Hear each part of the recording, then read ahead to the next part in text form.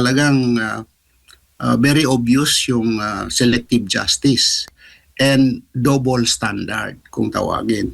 So, tingnan mo sa Senado, yung dalawang senators na bumaliktad from the minority o from the majority, tapos pumunta sila sa minority noon at naging majority na sila ngayon, may mga pending cases yun sa ombudsman.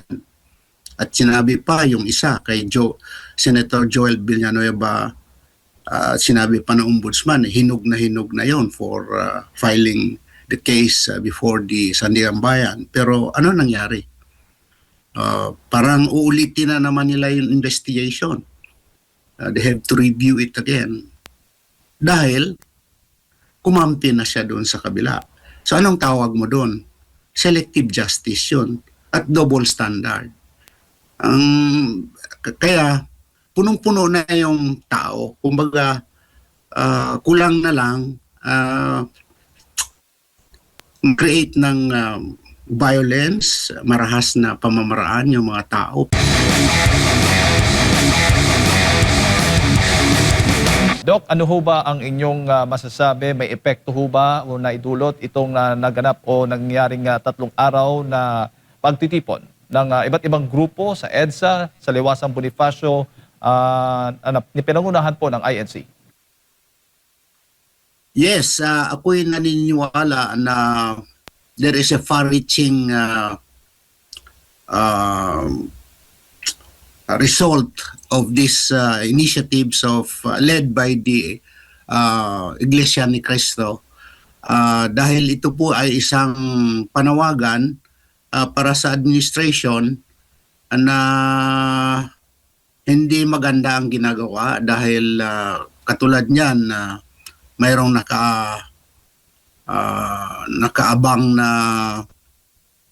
what do you call this, crime of plunder na ipa-file against Senator Marcoleta. So itong pagtitipon na to ng mga different sectors of society led by INC ay isang panawagan sa administration na hindi dapat nilang gawin ito dahil alam na alam ng tao kung ano ang tama.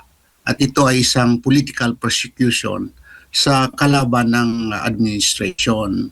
Alam po natin na ang case ni Senator Marcoleta will not fall within the context of plunder. Kasi hindi naman, number one, hindi naman ito government funds. Kung tumanggap man siya ng political donations or donations for election purposes, for election campaign, hindi yan public funds. It coming from private donations of private individuals. So kung titingnan mo rin yung plunder law, Republic Act 7080, marami pong eksperto nagsabi dyan na kung probable cause lang pagbasahan, maring baka pwedeng it's worthwhile to be investigated o ma-prosecute. Pero may bagong pinalabas na directive ang Justice Department of Justice, affirmed also by the Supreme Court, na kumbaga ang basehan sa ay yung tinatawag na reasonable certainty of what we call this, reasonable certainty of conviction. So yun yung tawag doon. So in the case of Senator Marcoleta, hindi po natin nakikita yung reasonable certainty of conviction. Kaya parang napaka-liit yung possibility pero pinalalaki lang dahil si Marcoleta ay kalaban ng administration. So yun po yung nakakalungkot at hindi tanggap ng taong bayan yan. Yun aking tingin dyan, Jake. Opo. At Doc, nang hinayang ho ba kayo? Nakulangan ba? O sapat na po yung 3 araw na rally na yan? Hindi po sapat yun dahil kung titingnan mo, parang binabaliwala lang ng administration yan. confident sila na itong rally na ito led by INC, wala daw silang nakikitang parang pressure in their part dahil peaceful naman yung rally at walang record of violence lahat ng mga rallies ng INC. So, kung titingnan mo, parang baliwala lang ito sa kanila. It's just normal. People can exercise their rights to freedom of expression, to hold rallies like that. Pero parang walang impact. Alam naman nila na tama yung mensahe ng mga tao, panawagan ng mga tao, pero parang pasok sa isang tenga, labas din sa kabila. So yun yung nakakalungkot. Kasi dapat ng gobyerno natin ay makinig sa hinaing ng taong bayan. Kaya nga sa post ko, nailagay ko, the officials of government must listen to the voice of the people. The people being the embodiment of government. So, yun, dapat makinig sila. At nasa konstitusyon naman yan eh. Article 2 of the Constitution, Section 1, that democratic and republican state tayo. And sovereignty resides in the people and all government powers emanates from them. Pero, wala hindi pinakikinggan yung hinaing ng taong bayan. Yun po yung nakakalungkot. Opo.